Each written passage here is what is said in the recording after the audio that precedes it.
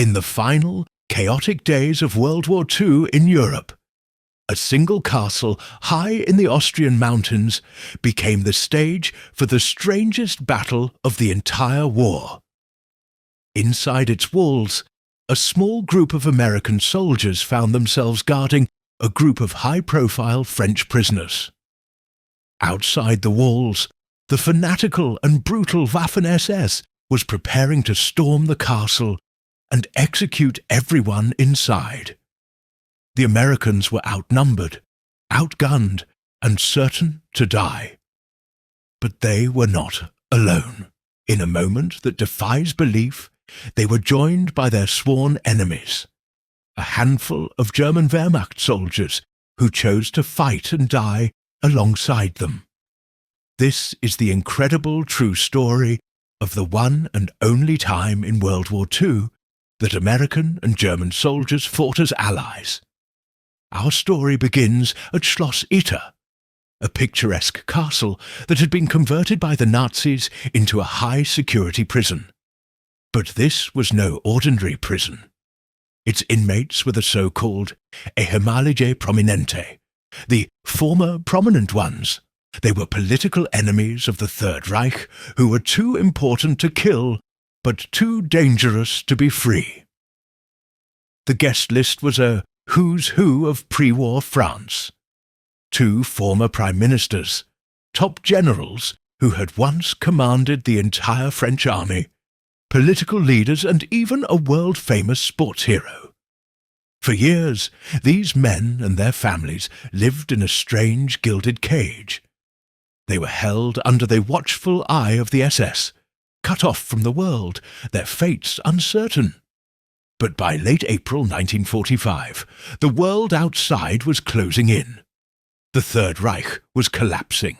American forces were sweeping through Germany, while the SS, the most fanatical branch of the Nazi Party, was becoming more unhinged and violent in its death throes. The prison's commandant fled. The guards deserted. For a brief moment, the French prisoners were free. But they were also trapped. They were deep in enemy territory, surrounded by roving bands of fanatical SS soldiers who viewed them as traitors deserving of a bullet. They knew that if the SS found them, they would be executed on the spot. They needed help, and they needed it fast. The prisoners looked for a volunteer to risk the dangerous journey to find the nearest Allied forces. A Yugoslavian handyman named Zvonimir Chuchkovic, who had been a political prisoner forced to work at the castle, bravely accepted the mission. Under the cover of darkness, he left the castle and walked for hours until he reached the nearby town of Wörgl. There, he made a startling discovery. The town was not controlled by the Americans, but by the regular German army, the Wehrmacht. He was brought before the local German commander, Major Josef Gangl.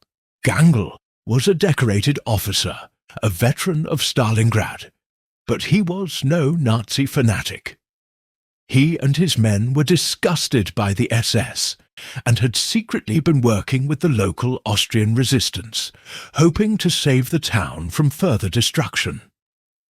When Chuchkovic told him about the important French prisoners at the castle and the looming threat of the SS, Gangl was faced with a monumental decision. To help them would be an act of high treason. He knew he didn't have enough men to fight off a dedicated SS assault. His only hope was to find the Americans.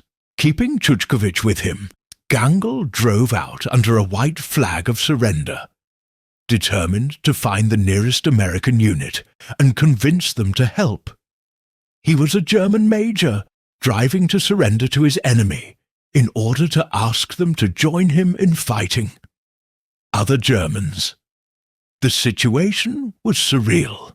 Meanwhile, the American 12th Armored Division was pushing deep into the region. At the head of one of its reconnaissance units was Captain Jack Lee, a tough, no-nonsense soldier. His small force of Sherman tanks had just liberated the town of Kufstein, a few miles away. It was here that Major Gangl, the German officer, found him. You have to picture the scene. A German major, in full uniform, walks up to an American tank commander in the middle of a war and says, "I need your help." Lee was rightfully suspicious.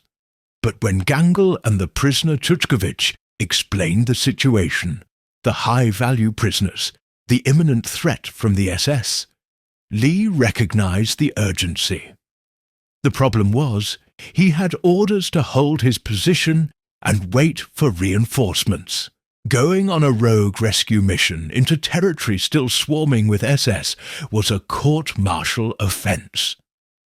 As Lee was debating what to do, another messenger arrived, sent from the castle just in case the first one didn't make it. This time, it was one of the prisoners himself, the famous French tennis player Jean Borotra. He had vaulted over the castle walls and run the entire way. His frantic plea convinced Lee. Orders be damned, he wasn't going to let those men be slaughtered. He grabbed a single Sherman tank, named Besotten Jenny, a handful of soldiers, and agreed to lead the most unauthorized rescue mission of the war. And so, one of the most bizarre sights of the war unfolded. A single American tank, leading a truck full of German Wehrmacht soldiers, drove together through the Austrian countryside.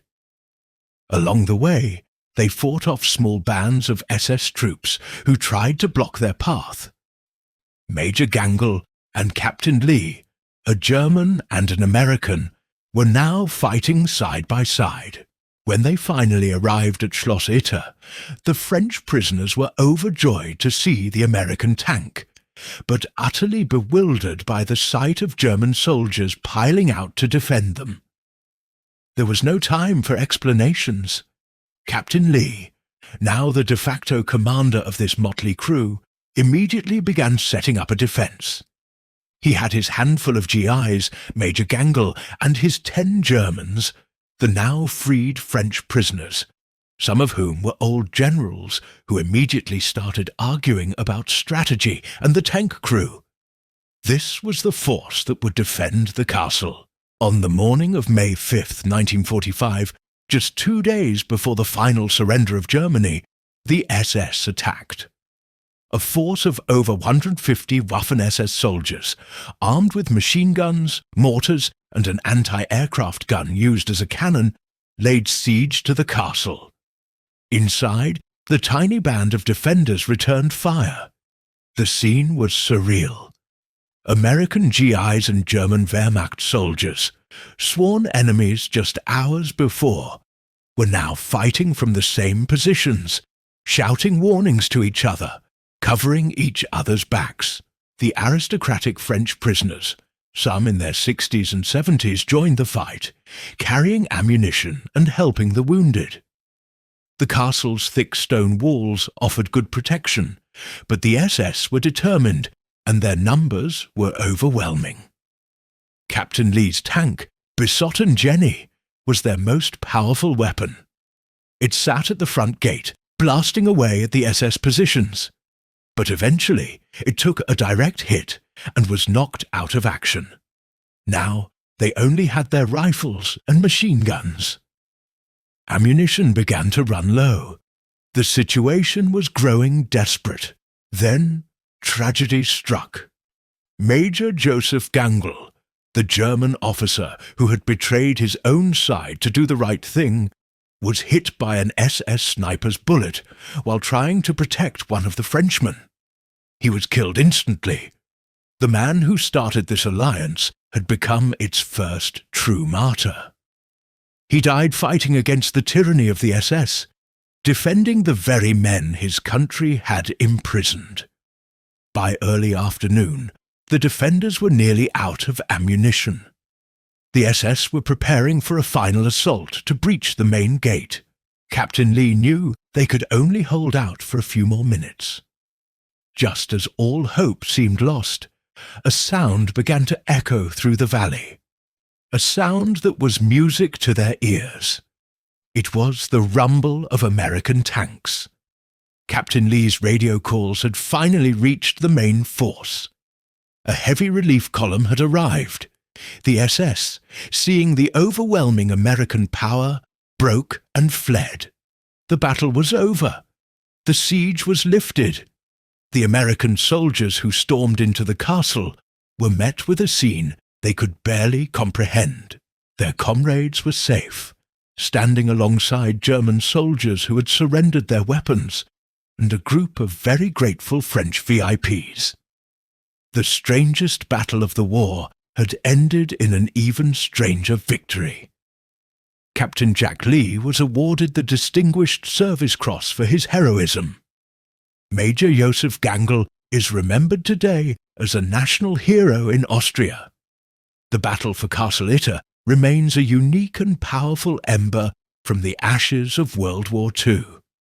A testament to the fact that what truly defines a soldier is not the uniform he wears, but the choices he makes. It proves that common decency and a shared sense of humanity can be powerful enough to turn enemies into brothers, even in the heart of the deadliest conflict in history.